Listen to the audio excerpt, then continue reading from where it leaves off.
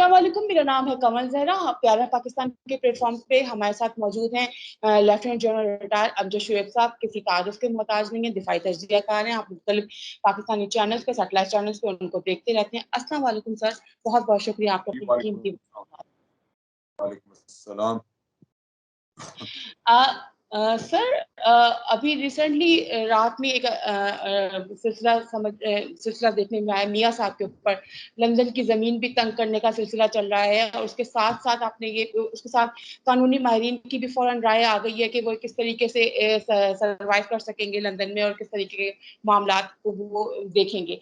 उसके साथ आपने ये भी देखा है कि मरियम सफदर साहिबा पाकिस्तान में इस मिशन पे लगी हुई है कि वो किसी भी सूरत से नून लीग को रायबंद तक महदूद कर दें।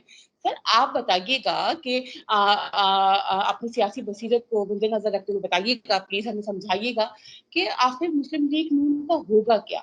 क्या मुस्लिम लीग नून इसी तरीके से मजीद शिलिंग दर शिलिंग और मुख्तलिफ साहनियात को नबरदा आजमा करती रहेगी, या अब ये सिलसिला बस ये मतलब ये सिलसिला इसी तरीके से चलता रहेगा? जी। बिस्मिल्लाहिर्रहमानिर्रहीम। देखिए, मियां नवाज शरीफ साहब जब भी पावर में आए हैं, आपने देखा कि उन्होंने कन्फ्रंटेशन की। उनकी पॉलिसीज यही थी कि कन्फ्रंटेशन।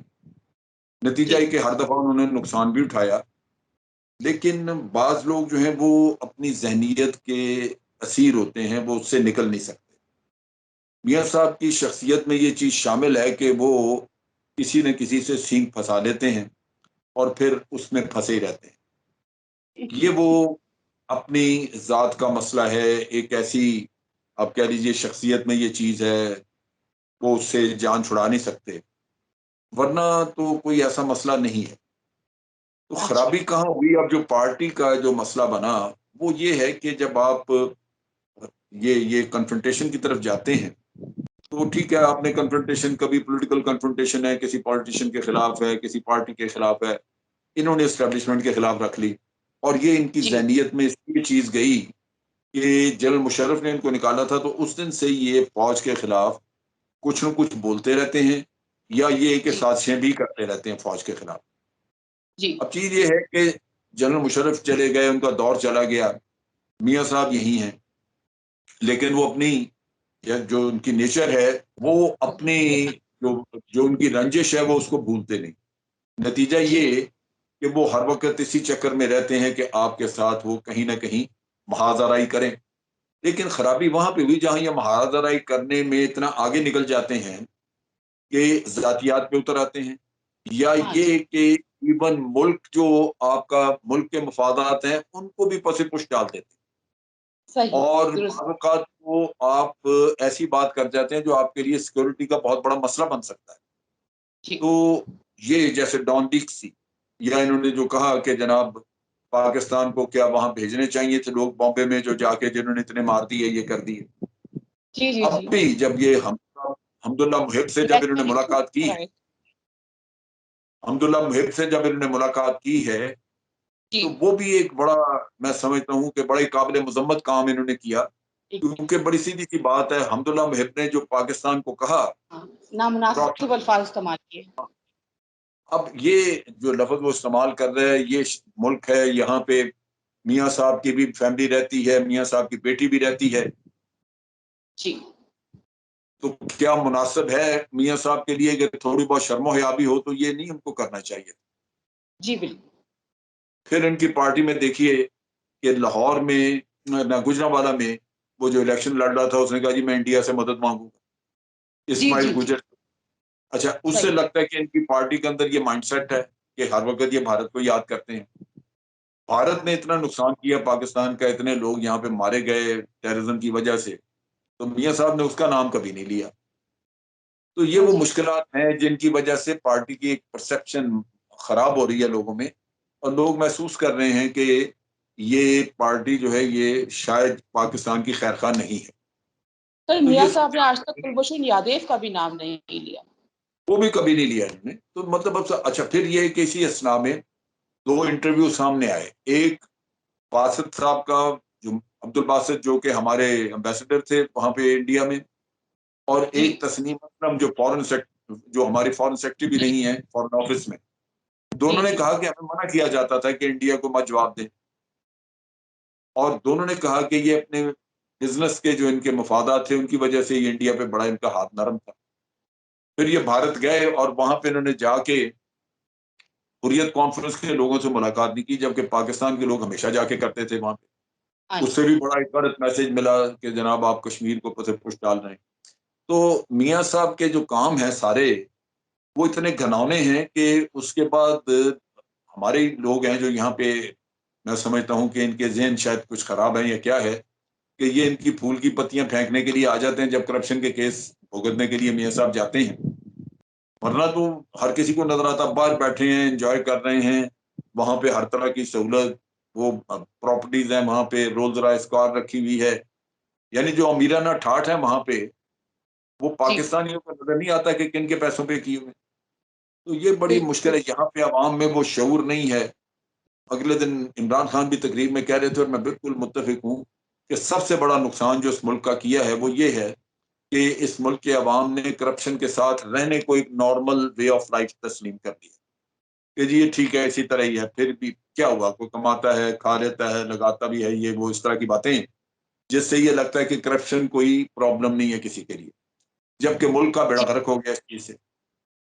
تو یہ بڑا انفارچونیٹ ہے. جی جی سر، جس طریقے سے ہم نے ابھی باجوہ صاحب کے حوالے سے بھی دیکھا، چیئرمین جو سی پیک تھے ان کی جگہ معاون خصوصی کا تقرر ہو گیا. سر بدقسمتی یہ بھی تو ہے نا ساتھ ساتھ کہ آج تک خان صاحب کی کابینہ میں کوئی ایک شخص کسی ایک پوسٹ پہ یا کسی ایک قلمدان پہ پراپر طور پہ نہیں رہا. اس کو ایسا آپ کیا سمجھتے ہیں، کیا وجوہات ہیں؟ اتنی جلدی چینجنگ ہوتی رہتی ہے. اور باجوہ صاحب کے حوالے سے جیسے ہوا باجوہ صاحب کے ساتھ، جیسے ہی وہ فوراً مستعفی ہوئے، فوراً ہم نے ایک نیا نام دیکھ لیا، ایک نئے تقرر کے ساتھ، ایک نئی پوسٹ کے ساتھ. سر آپ کس پہ کیا کہیں گے؟ دیکھیں بات یہ ہے کہ خان صاحب کی یہ پرابلم رہی ہے، وہ کنسسٹنٹ نہیں ہے یا ان کی چوائس کا ان کو کانفیڈنس نہیں ہوتا. چوائس جو ہے وہ پوری طرح ہوم ورک کر کے نہیں کی جاتی لوگوں کی. آپ کو یاد ہوگا کہ پنجاب میں کئی آئی جی بدلے، کئی ان کے جو سیکرٹری جنرل تھے پنجاب کے وہ کئی بدلے. تو یہ ان کا تھرو آؤٹ یہ پرابلم رہی ہے، ان کی گورننس میں یہ کمزوری رہی ہے. جی اگر تو کوئی واقعی ایک آدمی ٹھیک نہیں کام کر رہا اور اس کو آپ بدل رہے ہیں تو وہ تو بڑی اچھی بات ہے، لیکن اب جب کئی بدل دیتے ہیں تو پھر آپ کا بھی خرابی نظر آتی ہے کہ جی اس کا مطلب یہ ہے کہ آپ بھی خود صحیح آدمی چن نہیں سکتے. ہاں جی، آپ کو ہر بدلنا یہ پڑتا اچھی ہے سزا کی بات. کہ آپ کی چوائس جو ہے ویل کنسیڈرڈ نہیں ہوتی. ہاں تو جی. یہ ایشو ان کا موجود ہے. سو جس طرح اور لوگوں میں کوئی نہ کوئی کمزوریاں ان میں بھی کافی ساری ہیں. یہ تو نہیں ہے کہ ہی از این آئیڈیل پرسن، وہ نہیں ہے. یہ تو پاکستان کی بدقسمتی ہے کہ پاکستان کو کچھ صحیح لیڈر مل ہی نہیں رہا. ہاں اچھا سر، آپ کا تعلق آپ بتا چکے ہیں کہ کشمیر سے ہے ماشاءاللہ، اور کیا نام ہے سر، ابھی حالیہ کشمیر کا سلسلہ، کشمیر میں انتخابات بھی ہوئے. اس کے لیے آپ نے دیکھا کہ بڑے اہم نام ہم نے دیکھے تھے، کہ بیرسٹر سلطان کا نام دیکھا تھا، تنویر الیاس صاحب کا نام دیکھا تھا، مگر ایک ایسے بندے کو لے کے آئے کہ جو بالکل ہی ہٹ کے ہے. اس کے لیے کہا جا رہا ہے کہ کسی روحانی شخصیت نے خان صاحب سے کہا کہ بھائی ایل اے 13 اور ایل اے 18 بڑا مبارک عدد ہے، اور حرف تہجی کا این بڑا بہترین ثابت ہوگا. آپ کیا کہتے ہیں اس تمام صورتحال پہ؟ کیا اس معاملے پہ قیوم صاحب کی قابلیت ان کو وزیر اعظم ان کو منتخب کیا ہے، یا یہ روحانیت کا معاملہ ہے؟ میرا نہیں خیال کہ روحانیت کا ہے. یہ لوگ اس طرح کوئی نہ کوئی اڑاتے رہتے ہیں، کنسپیریسی تھیوریز بڑی عام ہیں. لیکن میرا اپنا اندازہ ہے کہ یہ انہوں نے جو انٹرویوز وغیرہ کیے ہیں اس میں ایکچولی جو دو لوگ تھے، تنویر الیاس، اس کی کوالیفیکیشن ایک ہی ہے کہ اس کے پاس پیسہ کافی ہے.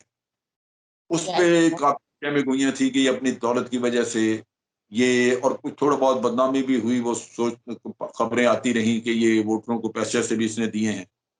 تو میں ہمیشہ سوچتا تھا کہ کاش یہ تنویر الیاس کو نہ سلیکٹ کریں اس کام کے لیے، کیونکہ تنویر الیاس جو ہے وہ بعد میں بدنامی کا باعث بنے گا.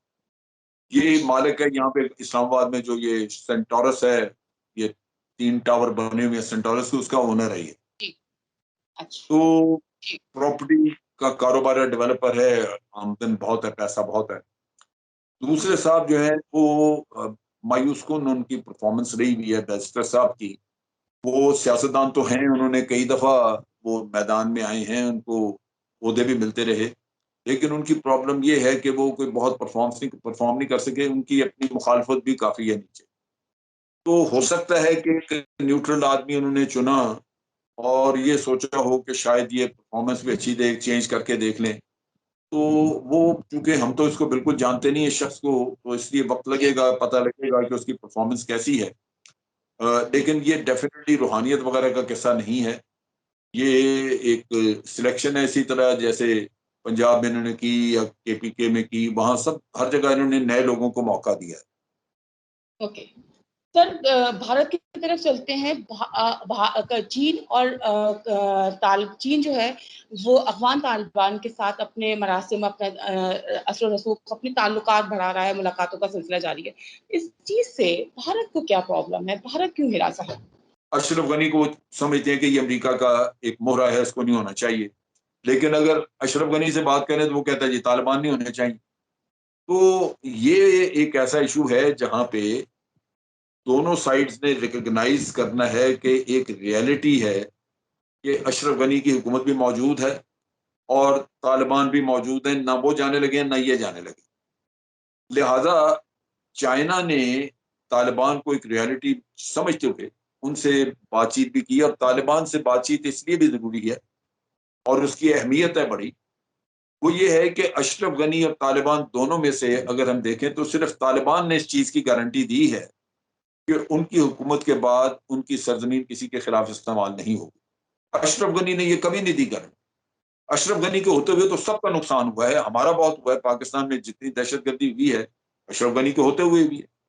تو اشرف غنی کو کوئی بھی سیریس نہیں لے رہا اپنے اپنے مسائل کی وجہ سے. ہم یہ سمجھتے ہیں کہ ہمیں ٹی ٹی پی ہمارا مسئلہ ہے, لیکن ٹی ٹی پی افغانستان سے آپریٹ کر رہی ہے, اشرف غنی صدر بیٹھا ہوا ہوگا, ہمیں کس بات کا فائدہ. تو ان حالات میں ہر کوئی سمجھتا ہے کہ اسے طالبان سے اپنا تعلق توڑنا نہیں چاہیے. طالبان کل کو حکومت میں اگر آ جاتے ہیں تو ان کی تو گارنٹی موجود ہے کہ وہ کسی کے خلاف اپنی زمین استعمال نہیں ہونے دیں گے. لہٰذا پاکستان, اچھا اب بھارت نے بھی طالبان کو کانٹیکٹ کیا تھا اور طالبان نے ان کو منہ نہیں لگایا, جس کی وجہ سے اب وہ پوری طرح جا کے اشرف غنی کے پیچھے کھڑے ہو گئے. لیکن دوسری طرف امریکہ نے تو بیٹھ کے اس سے معاہدے کیے ہیں, اس کو ایک باقاعدہ پولیٹیکل اینٹی سمجھ کے, اور انہوں نے جو معاہدے کیے ہیں معاہدے پہ لکھا ہوا ہے اسلامی ایمریٹ آف افغانستان. جی امریکہ نے ان کو ایمریٹ تسلیم کیا ہے. تو امریکہ کیسے کسی کو کہہ سکتا ہے کہ جی طالبان سے آپ بات کیوں کرتے ہیں؟ یہ طالبان ایک حقیقت ہے وہاں پہ, اور طالبان جو ہے وہ بہت بڑا علاقہ بھی ان کے قبضے میں ہے, کنٹرول کر رہے ہیں. تو میرا اپنا خیال ہے کہ خرابی ساری وہاں پہ ہے جہاں امریکہ اور بھارت اشرف غنی کو شہ دے رہے ہیں اور اشرف غنی بات چیت کر نہیں رہا. ورنہ جی اشرف غنی کو دھکا لگائیں, اس کو کہیں کہ بھئی تجھے اگر وہ ہٹانا چاہتے ہیں تو ہٹو, کسی اور کو بیٹھنے دو تاکہ بات چیت تو آگے چلے. جی تو یہ بھارت اور وہ امریکہ وہ نہیں چاہتے کہ یہاں پہ امن آئے, سو وہ اس کو سپورٹ کر رہے تاکہ جنگ جاری رہے. تو وہ پراکسی وار بن جائے گی نا, طالبان کو بھی کوئی نہ کوئی سپورٹ کرنے والے مل جائیں گے, کر ہی رہے ہیں وہاں پہ. یہ نہیں ہے, ان کو ایران بھی کر رہا ہے, ان کو رشیا بھی کر رہا ہے, اور ان کو سپورٹ ملنی شروع ہو جائے گی. اشرف غنی کو سپورٹ ملتی رہے گی امریکہ اور بھارت سے, تو جنگ جاری رہے گی وہاں پہ. تو ان لوگوں کو اپنا ملک کا تو امن چاہیے ہی نہیں, وہ تو صرف اپنی ذات کو دیکھ رہے ہیں. نتیجہ یہ کہ وہاں پہ جنگ جاری ہے. اگر یہ اوکے اپنی ذات سے ہٹ کے دیکھیں تو بات چیت میں لینا دینا کر کے ایک طرف ہو جائیں اور امن آ جائے گا. تھینک یو سو مچ سر, آپ نے اپنے قیمتی وقت سے نوازا. تھینک یو, اللہ حافظ.